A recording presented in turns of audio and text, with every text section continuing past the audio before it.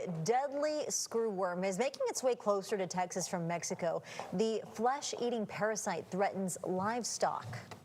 Yeah, but officials there in B County are opening a breeding facility to produce sterile flies that will hopefully then slow the insect from spreading. The move follows the recent opening of a similar facility in Edinburgh to prevent the pests from then crossing the Texas-Mexico border. Our Lydia Herrera is in the studio now to tell us how this facility could be an added protection against those screwworms. Lydia?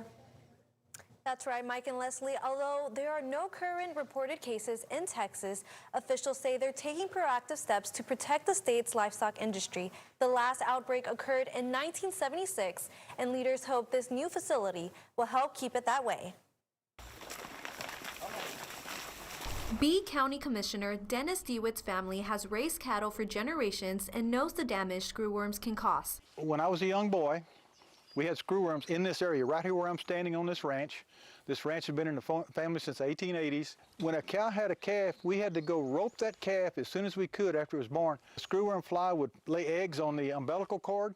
They would immediately hatch out and start eating the animal. According to the USDA, screwworms affected millions of livestock in the Southwest in the 1960s, costing over $100 million in losses. Entomologist Ashley Smith says another outbreak is possible. They're actually viable for reproduction in just over a week. Their life cycle is about 6 to 7 days from egg to pupa. And once they emerge from their pupa that drop from the host to the ground, once they've emerged from that, they're actually viable for reproduction within moments. DeWitt says the infestation was stopped by using a sterile insect technique as part of a coordinated eradication program. They dropped sterile screwworm flies all over the area in little cardboard boxes. They would hit the ground, the flies would fly out. The way they made them sterile, they used radiation. And when they irradiated the larva, the male screwworm fly was sterile. So when it bred with the female, the eggs weren't any good. But the problem is returning. Below Mexico, they never eradicated the screwworm. It's been moving north slowly, slowly, slowly.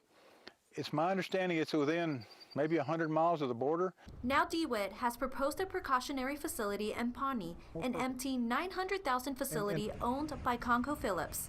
Schmidt says the facility could save animals, but vigilance is key.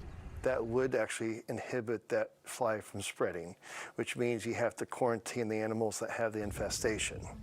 So the animals themselves have to be quarantined so that way you can get those flies to start the process of sterilizing the males. DeWitt warns screwworms don't just affect animals. There have been cases of humans that have screwworms in them. They only eat live flesh. They will kill you. Takes a while, but it happens.